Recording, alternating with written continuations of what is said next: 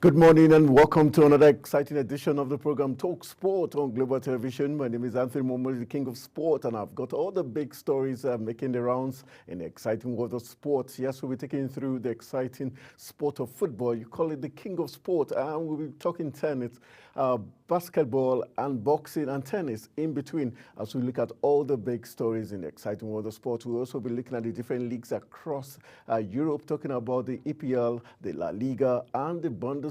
But let's start from home, sweet home, and talk about Nigerian players that were in action over the course of the weekend. Let's take you to the EPL, where of the three Nigerians on parade at the Craven Cottage on Saturday, Alexi Iwobi stood out by powering Fulham to a 2-1 win over Wilfred Ndidi's Leicester City with a sublime goal. Yes, for the second straight Premier League game, Iwobi was named in the Fulham starting lineup alongside Super Eagles teammate Calvin Bassey. Fulham, fresh from a narrow opening day defeat at Manchester United, took the lead courtesy of a fine 18-minute strike from former Arsenal man Emile Smith-Rowe. Leicester City equalized through defender Walt Ferres shortly before halftime, before Iwobi stole the show midway into the second half. Yes, the Nigerian playmaker raced through on goal after receiving a pass from Anthony Robinson and smashed a left-footed shot through the legs of Leicester goalkeeper Matt Hermansen. Let's tell you that the goal was Iwobi's first of the second and the 23rd Premier League goal of his career, making him the 9th highest scoring Nigerian in the competition's history. Yes, he will be making history there. Let's move on to another Nigerian that was in action in the course of the weekend. Let's take it to Southampton, where for the second game running on their Premier League return, Joe Aribo kept his place in the starting lineup for Southampton, but the Nigerian midfielder couldn't help the Saints avoid a 1-0 defeat at the home against Nottingham Forest, which had three other Nigerians. Aribo played for 76 minutes, 6 minutes more than he got last week. All right, talking about Joe Aribo doing his stint for Southampton over the weekend. All right, from Joe Aribo, let's talk about Moses Simon. Let's take it to Ligue 1, talking about the French League, as we give you all the big stories across the different leagues. And going to France, it's Nantes got their first win of the season and ended up an unwanted Ligue 1 record of 9 straight home defeats with a 2-0 win over Auxerre at the Stade de Beaujolais. Simon led the way with his first goal for the Canaries in the 14th minute, while Francis Bereda got the second in the stoppage time of the second half. Simon's marauding run down the left ended with a stinking drive slipping through the fingers of Donovan Leon. That goal seemed to help Nantes find their groove, and they looked a good value to find a second soon after for a Nantes side that did endure an underwhelming 2023-2024 season. A 0-0 draw against Toulouse last weekend must have left fans fearing for another long season. But yes, Simon Moses made sure that that didn't happen and gave Nantes the much-needed win with his sublime goal there. So Nigerian players are doing great things already. Let's move on to Belgium as we talk about all the big leagues. Belgium, and we've got one Nigerian midfielder in action. Let's tell you that midfielder Onyedika made his fourth league appearance of the season as the Belgian First Division champions, Club Brugge. Yes, Daniel Mokati played for Club Brugge at a point, but let's tell you that this time it's Onyedika that is in the news this morning as midfielder. Onyedika made his fourth league appearance of the season as the Belgian First Division A champion Club Brugge edged Denda 2-1 away from home. He got a 7.3 rating from Flash Score for the 90-minute show. Onyedika was a kept figure in their triumph last season, scoring 3 crucial goals plus 1 assist in their title run. All right, let's talk about this man. His name Samson Siasia, former Super Eagles striker and national team coach, is in the news this morning. Coach Samson Siasia has stated that he is renewed and ready. Yes, he is renewed and ready to continue his lifelong passion for coaching following his return to full-scale football activities. The news agency of Nigeria reports that Siasia, a renowned former Super Eagles player and coach, has completed a ban imposed by FIFA for match-fixing allegations. Initially, a lifetime penalty, the ban was reduced to 5 years by the Court of Arbitration for Sport in 2019. Yes, Siasia spoke to NAN on the sidelines of an event organized by friends and parents of Sia One Soccer Academy to mark his return to full football activities on Saturday in Abuja. He admitted that the past 5 years had been filled with pain and emotional anguish for Samson Siasia. Siasia said that the ban came as a shock to him and was very devastating, adding that it was an offense he never committed. He stated that he was charged, investigated, and tried and sentenced without being informed or given the chance to defend himself. The 57-year-old tactician, however, said he remained deeply connected to football, adding that the ban did not prevent him from updating his knowledge of the game. He expressed his sole aspiration to see Nigeria succeed and reclaim her rightful position among the successful football playing nations of the world. All right, we're talking about Samson Siasia there. Let's move on to other big stories. They're still talking about the Super Eagles job. Let's let you know that Hervé Renard's successor as head coach of the France women's team has been reviewed, meaning the 55-year-old could now take his fifth job in Africa, having been linked with the Super Eagles job. The French Football Federation revealed that Renard's successor would be Laurent Bonade, a man he knows well as he has been his assistant since 2019. Bonade worked alongside Renard for his 4-year stint in charge of the Saudi Arabia men's team and then followed him to France last year. Bonade had signed a contract through to the end of 2027 Women's World Cup with the possibility of an extension. Rumors suggest that the Frenchman could well be on his way back to Africa for his next job following the previous spell in charge of Zambia, Angola, and the Ivory Coast and Morocco. Reports have linked him heavily with the vacant Nigerian post, which former Sweden boss Jani Anderson has also confirmed he is in the running for. In January, the Ivory Coast attempted to temporarily hire Renard for the African Cup of Nations, and approach that was turned down by the FFF. There were then reports that following a move that Egypt wanted to hire the 55-year-old, but Hussein Hassan would eventually get the job. So Renard likely to be Super Eagles coach in the coming days and weeks. Time will tell. Let's talk about the sports minister. He's in the news this morning talking about the Minister of Sports Development, John Eno, has been advised to reintroduce the National Sports Commission, given the need to revamp sports in Nigeria following the country's dismal outing at the 2024 Olympics in Paris. Dr. Paul Bankole made this suggestion, among several others, in a recent letter titled Save Our Sports to the minister, in which the preferred silent solutions for the revival of Nigerian sports significantly the inadequate and obsolete sports structure, which he believes can be made effective with the vibrant Nigerian Sports Commission. Dr. Bankole also stressed the need to establish National Sports Science Institute and high-performance centers across the country to conduct very basic, cut-edging research that should technologically drive experiment, innovations, and breakthrough, especially via sports science, digital, and sports business. All right, still talking big stories. Let's take you to Edo State and talk about these champions here. Let's say that Edo Queens have secured a spot in the CAF Women's Champions League after a resounding 3-0 victory over Benin Republic's Ainovi FC in the final of the Wafu B Women's Championship in Abidjan. The Nigerian champions capped a flawless campaign with a dominant win, showcasing their superiority throughout the regional qualifiers. Their journey to the title began with an emphatic 5-0 demolition of AS Agade from Niger, followed by a convincing 3-0 triumph over Ghana's Hasakas ladies.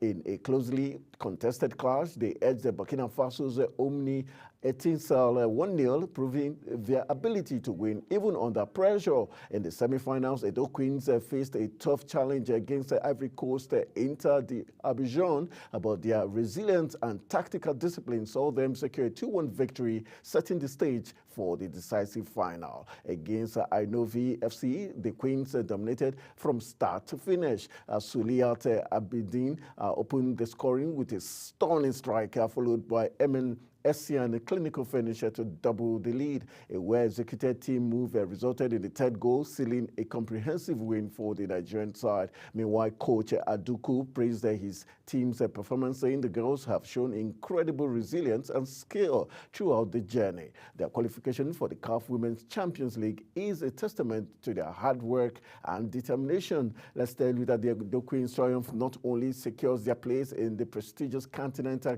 competition, but also highlights the growing strength of Nigerian women's football. As they prepare to take on Africa's best in the CAF Women's Champions League, their success serves as a source of pride for their supporters and the entire nation. All right, let's go for a quick break. When we return from the break, we've got some big stories concerning Bayelsa United signing one of Nigeria's ex-international. Yes, talking about former Flying Eagles captain Daniel Bamiye moves to Bayelsa United. These and other big stories after this quick break. Stay with us.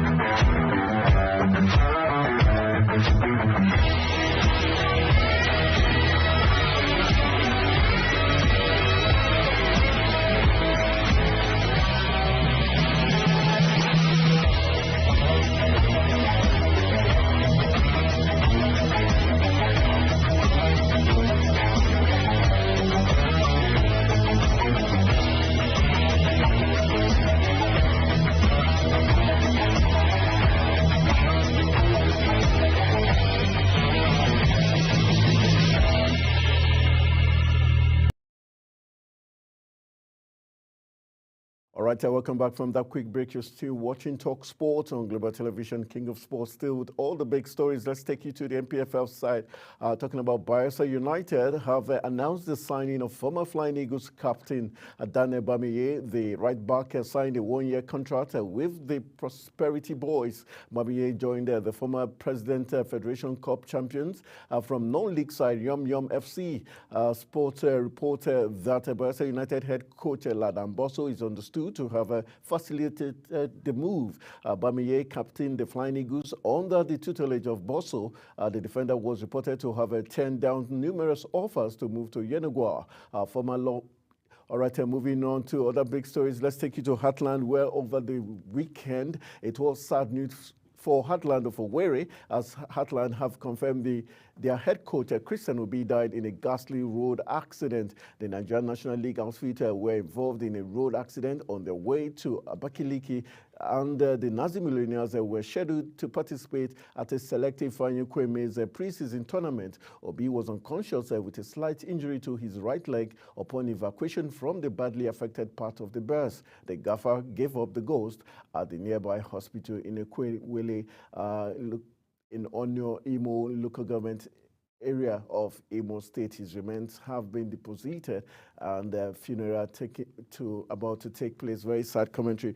All right, we're being joined via Zoom by Frank Alapa, who is a sports analyst. He's joining us all the way from Edo State. Frank, good morning. Thank you for joining us on Talk Sports. Hello, Frank. Can you hear me?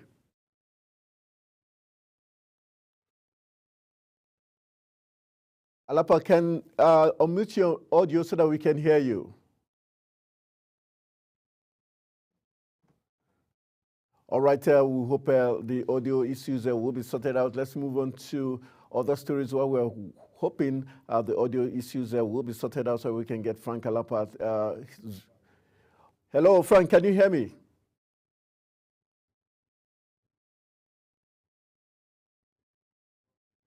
Alapa, good morning. Thank you for joining me on Talk Sports.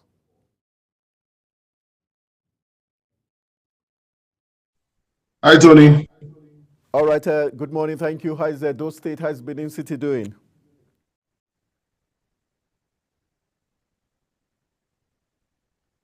I'm good. I'm good. I'm All good. right, It's good to be here. Thank you for all right, giving me the let's privilege to quickly be. just look at some of the stories we shared before we look at matches that went down over the course of the weekend. There's been some call in some quarters for the Minister of Sports to return the National Sports Commission as a way of revamping Nigeria's sports after the dismal outing at the Olympics. Do you share the thoughts as regards the return of National Sports Commission?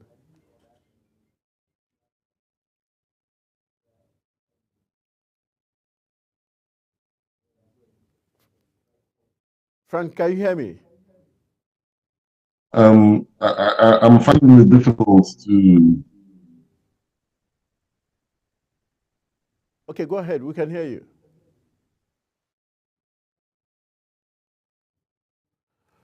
All right, I think we're having some issues, audio issues to be sorted out. Hopefully, let's move on to other issues and other big stories making the rounds while our engineers try to sort out the audio mix-up with Frank Alapa, who is joining us from Edo State as regards wanting to get his take as regards the call for the sports minister to return the National Sports Commission as a way to revamp Nigeria's sport. All right, let's give you some other big stories making the rounds as we move on to the English Premier League, where Manchester United is in the news this morning as regards Sancho. Chelsea are exploring a deal to sign Manchester United winger Jadon Sancho, with the Blues expected to rival Juventus for his signature. Sancho travelled with United to Brighton for their second Premier League match of the season on Saturday, but was left out of the squad at the Red Devils, who were beaten 2-1 by the Seagulls. Questions have remained over Sancho's future at the club, despite Manchester United boss Erik ten Hag drawing a line under their row, which saw him exiled and loaned to Borussia Dortmund last season.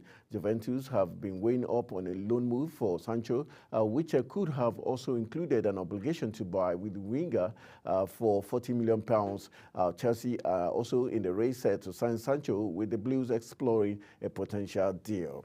All right, moving from there, let's take you to Anfield, where we've got some very interesting story. And his slot says he understands the frustration of Trent Alexander-Arnold after the Liverpool vice-captain caught a dejected figure upon being substituted against Brentford. Liverpool breezed past the Bees 2-0 after goals from Luis Diaz and Mohamed Salah, but fans quickly noticed Alexander-Arnold's gloomy expression when he was taken off midway through the second half. Slot, though, says he understands why players get upset if they do not manage 90 minutes. And also, meanwhile, Red midfielder Curtis Jones missed the match with a minor muscle tweak and is now up against it to be fit for next Sunday's trip to Manchester United. The Sousa was also tipped to make Lee Casley's first team squad, England squad, and his fitness worries now puts this in doubt. All right, let's go back to Stamford Bridge, where we've got some story concerning Chelsea, and Maresca is in the news this morning. Enzo Maresca hailed a special Cole Palmer, but admitted he was not happy with Mikhail Modric after Chelsea's mauling of Wolves with the 23-year-old Ukrainian, the only loser among the victorious victors.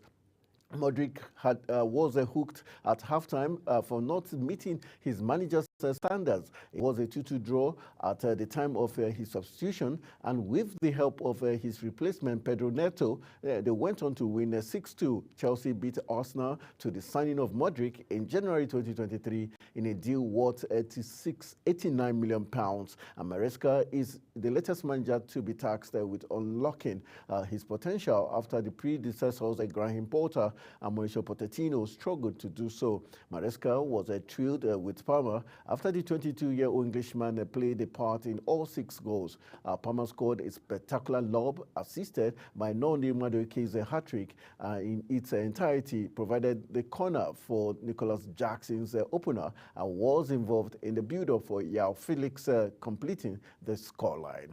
All right, let's take one more Chelsea story before we go for a quick break. Let's let you know that Noni Madueke will remember Wolves more fondly than early impressions had suggested, as he provided the setting for his first glorious hat-trick in Chelsea colours to a cacophony of jeers and catacalls from angry Hope support. Madueke produced the kind of a fired-up performance that could prove not only transformative for his own career, but also his club and new manager Enzo Maresca as well.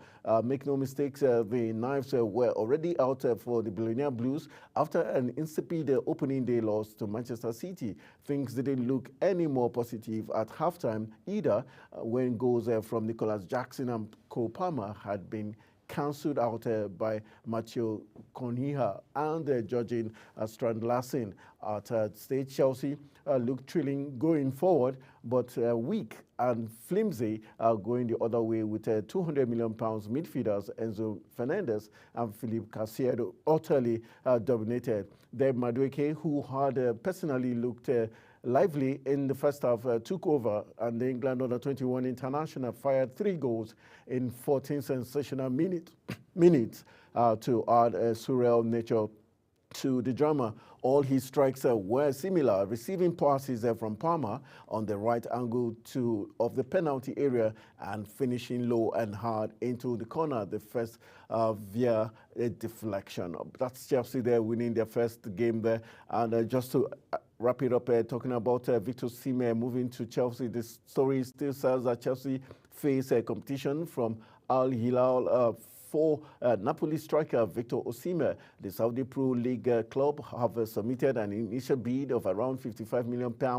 Meanwhile, Chelsea's first priority is to sell up to 6 players over the coming week before stepping up talks for over Osimhen. A loan with an obligation to buy is Chelsea's preferred deal for the 25-year-old, although Napoli and Osimhen have intimated that they may be willing to lower their demands to help the move go through. Meanwhile, Osimhen has scored 76 goals in 133 games for Napoli over the past 4 seasons. Meanwhile, Osimhen has been captured 31 times by Nigeria at the senior international level, netting 21 goals. And Al Hilal, who like Al Hilal and Al Nassr and Al Ittihad and Newcastle United are owned by Saudi Arabia's public investment fund, finished 3rd last season in Saudi's Pro League. The club's current squad includes Roberto Firmino, Edouard Mendy, Riyad Mahrez, and Frank Kessie. So one player might just be moving to Saudi Arabia. It depends on which deal he agrees on at the end of the day. All right, before we go to Arsenal, let's go for a quick break. When we return from the break, we'll be looking at Arsenal. They've got their man Merino complete Arsenal's medical, as Mikel Arteta has reportedly completed his Arsenal medical as he edges closer to finalizing a £33 million move to join the North London club from Real Sociedad. These and many more after this break.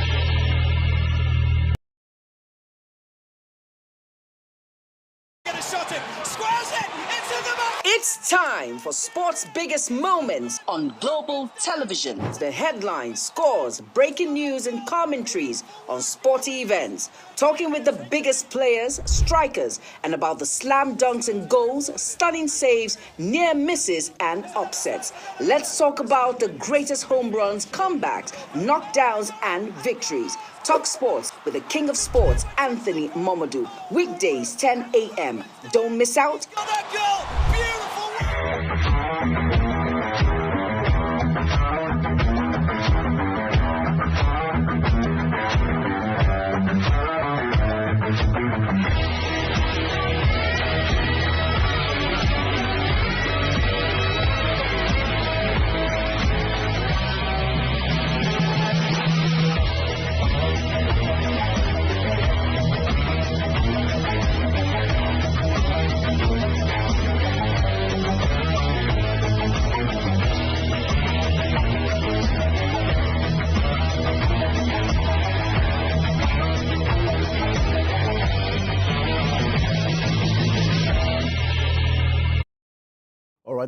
Welcome back. It's now time for us to look at more transfer stories and making the rounds. Let's take you to the Gunners, where Mikel Merino has reportedly completed his Arsenal medical as he edges closer to finalizing a £33 million move to join the North London club from Real Sociedad in Spain. Mailsport reported earlier this week that Mikel Arteta's side had agreed a deal in principle with the La Liga club to sign the Spain international, with the Gunners looking to bolster their midfield options. On Sunday, Fabrizio Romano provided an update on Merino's imminent switch to the Emirates. Merino is now expected to put pen to paper on a deal until June 2028, with the option of a further year should the deal be completed. Merino will become Arsenal's third permanent transfer this summer after the Gunners signed David Raya from Brentford and Ricardo Calafiori from Bologna for £42 million.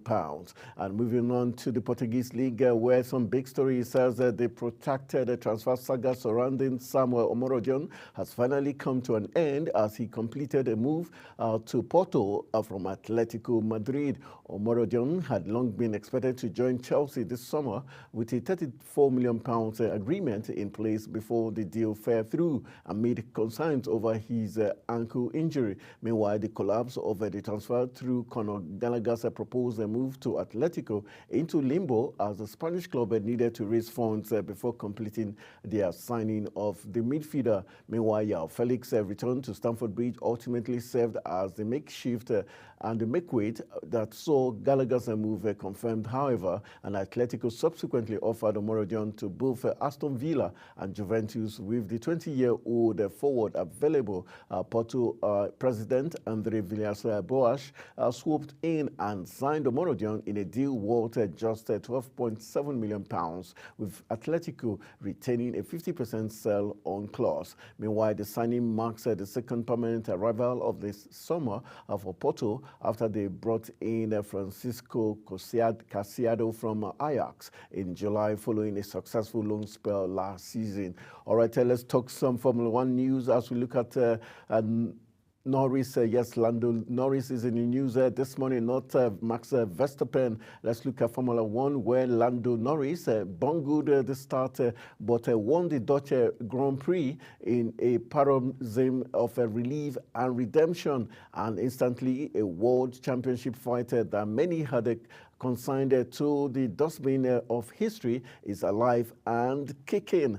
There was a definite sense of chance of opening up for the Briton with this triumph on the enemy territory in front of a 105,000 crowd, and a vast majority of whom were cheering for their own hero, Max Verstappen. The Dutchman finished in the second place and lies 70 points ahead of his emerging rival with 9 rounds remaining. Norris would swap his haul for Max, of course, but he would no longer trade in the McLaren for the Red Bull that only a few months ago was an impregnable as a nuclear bunker. All credit to McLaren for their improvement by leaps and bounds. It's a testimony to Chief Executive Zak Brown's perception in having found in a team principal Andre Stella, a methodical engineer, to lead their technical revolution. And that's talking about Norris winning the Formula One, the Dutch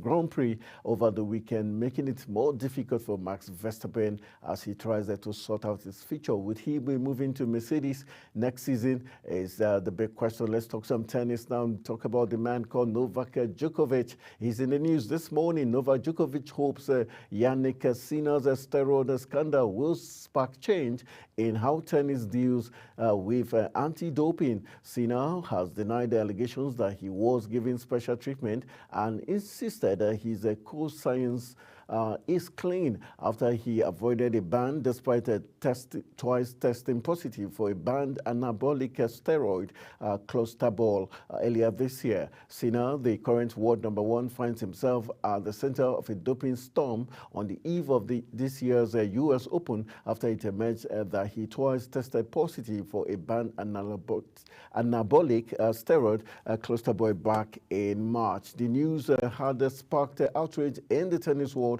with several of his fellow players reacting angrily and suggesting that the very best are afforded special treatment. All right, let's move on to another big story. Let's talk about Pep Guardiola. Guardiola in the news this morning. Man City, the city that is blue. Let's tell you that Pep Guardiola wants a quick resolution to Manchester City's battle with the Premier League, charged with 115 alleged breaches of financial rules. City's case in front of an independent panel will begin next month with a verdict not expected until next year. Potential punishment include relegation from the top flight. They could also find themselves in the same boat as Everton and Nottingham Forest, who were each deducted points last season after the two clubs breached the league's profit and sustainability rules. Everton were hit with two deductions during the 2023-2024 season relating to interest payment linked to their new stadium, the Bramley Moor Dock. The Toffees were first fined 10 points, which was reduced to 6. Following a successful appeal, they were then penalized a further 2 points. Meanwhile, Forest were deducted 4 points after admitting to failing foul of the league's rules, and the City could find themselves in similar position, and many also may also incur a fine. Meanwhile, the 2023-2024 champions have also launched a separate legal case against the Premier League and are suing the Premier League over its new financial rules. Both City and the Premier League have the option of appealing against any verdict, although not to the Court of Arbitration for Sport, the body who overturned City's UEFA ban in 2020. All right, let's move on to other big stories. Let's take you to Stamford Bridge. Is Lukaku in the news? Chelsea, Napoli agreed deal for Lukaku. That's where we're heading next, as Chelsea and Napoli have found agreement over the sale of Romelu Lukaku following positive talks about the deal. Positive talks have been held this week, and the 31-year-old Belgian, one of those in the Blues bomb squad available for sale, could soon be reunited with his former head coach Antonio Conte. The Italian side have agreed to pay £26 million plus £12 million in add-ons for the 31-year-old who will sign a 3-year contract to link up once again with Conte, said to be closer than ever to the exit, and there has been a willingness to finalize the deal on all sides after negotiations in London. The deal will see Lukaku represent a new Serie A side after spending the last 2 seasons on loan in Italy. He was at Inter Milan in 2022-2023 and in Roma in 2023-2024. Chelsea previously paid Inter £97.5 million to sign Lukaku in August 2021. He scored 15 goals in 44 games in the 2021-2022 season. He has not played for Stamford Bridge Club since May 2022, and Chelsea have been keen to sell Lukaku permanently this summer rather than sanctioning yet another loan, and Conte is keen to work with him again following their time together at Inter Milan. Meanwhile, Napoli started their season with a 3-0 loss. Yesterday, lost 3-0 to Verona last weekend. Chelsea have also shown a serious interest in Napoli's Victor Osimhen this summer, and they remain in the market for a new striker. All right, let's take you to Old Trafford, where Manchester United winger Amad Diallo delivered some tragic news when he confirmed the death of his mother, and the 22-year-old Premier League star shared a photo of his late mom on Snapchat alongside the message written in French, "Rest in peace, Mom, may Allah forgive you." That's what was written. It is currently unclear whether or not Amad will now be withdrawn. Yes, he wasn't withdrawn. He actually did play in that game between Manchester United and Brighton. Amad did speak about his mother during an interview with ManchesterUnited.com in June 2021 when he reflected on making his United debut 4 months earlier. All right, let's talk about Martinez. Yes, Martinez, the goalkeeper of Argentina, World Cup winning goalkeeper. He's in the news this morning talking about Messi going to the World Cup. Let's let you know that, again, Martinez has backed Messi to lead Argentina to the World Cup glory again. Lionel Messi can lead Argentina to a World Cup glory in 2 years, even though he will turn 39 during the tournament, insists close friend Emi Martinez. Messi realized a long-life ambition when he helped Argentina to their 3rd title in Qatar in 2022 and was part of the squad who won the Copa America in 2021 and earlier this year. After years of disappointment with the national side, Messi has found the golden touch, and even though Qatar was widely assumed to have been his last World Cup, Martinez believes the Inter Miami star may have one more left in him. Martinez's friendship with Messi had some Villa fans daydreaming that the 37-year-old could, regarded by many to be the greatest player in history of the game, could be tempted into swan song at the Villa Park. Yet Martinez believes that there was never any chance of a move happening because of the Birmingham weather. All right, let's move on to Jamie Jenners. Yes, we've got Jenny Jenners in the news this morning, as Jenny Jenners has admitted sending inappropriate texts to women at the BBC and said he has let himself down as he revealed his marriage is on the rocks. In a bombshell confession, the deviant star said he is ashamed and deeply sorry, admitting to frantically sexting a woman for 24 hours after he gave him her number at a work event. But he told the Sun he isn't a sex pest and he has to defend himself. However, he went on to say he lied to his wife after being informed of the allegations to find a way out of the mess. Very sad commentary for Jenners there, losing his job in BBC and now about to lose his family. Let's move on to Granit Xhaka is in the news for a stunning goal for his team. Yes, Xhaka outrageous strike is what we're looking at. Granit Xhaka, former Arsenal captain, scored an excellent goal, and Florian Wirtz netted the late winner as champion Bayer Leverkusen secured a 3-2 win away to Borussia Dortmund. Borussia Mönchengladbach, I beg your pardon, in the Bundesliga season opener, extending their unbeaten run into the new campaign. Leverkusen were awarded a penalty deep into stoppage time for Cole Itakura's foul on substitute Amin Adil, and Wirtz scored on a rebound to end the visitors all 3 points. Xhaka opened the scoring for Leverkusen in the 12th minute with a powerful strike from outside the box before Wirtz doubled their lead in the 38th minute on a rebound, but defender Nico Elvedi pulled one back for Mönchengladbach just before the hour mark from a close range, and team clandestine nutmegged the Leverkusen defender Edmond Tabsoba to level for the hosts 5 minutes from time. Meanwhile, Leverkusen became the first team ever to go unbeaten across an entire Bundesliga campaign last season and have now extended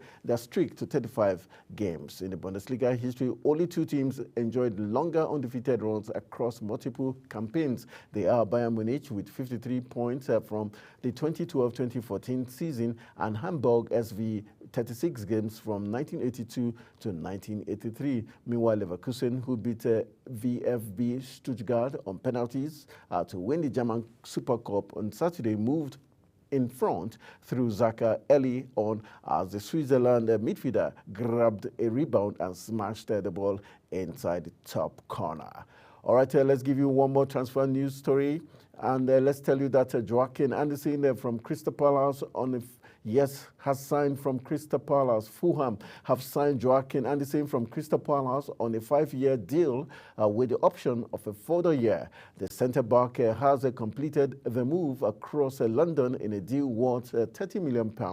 Andersen had previously been on loan at Fulham during the 2020-2021 season, where he had become a fan favourite. Meanwhile, the Danish international had made 113 appearances across all competitions for Crystal Palace. Crystal Palace have also announced the departure of Jordan Ayew, with the 32-year-old joining Leicester for an initial £5 million. Ayew made 212 appearances for the Eagles across 6 seasons, winning the club's Player of the Season and Players' Player of the Season in the 2019-2020 season. All right, let's talk some tennis as look at some other big stories making the rounds. Let's move on to the big stories here. Let's take you to the Scottish League where we've got some deals making through there as Brighton. Yes, we're talking about Brighton. Brighton agreeing a deal to sign Celtic Matt O'Reilly. Yes, we're looking at Celtic's story now. Matt O'Reilly is closing in on a move to Celtic to Brighton after the 2 clubs agreed a deal worth £25 million.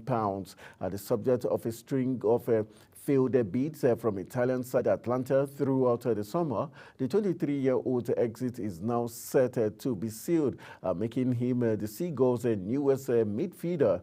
There will be no add-ons included in the deal. Meanwhile, Mail Sport understands that the £25 million comes closer to the figure Celtic had been demanding. The Denmark international is now expected to miss Celtic's game away to St. Mirren and to finalize his move. Meanwhile, Brendan Rodgers will also need to look at how to replace O'Reilly with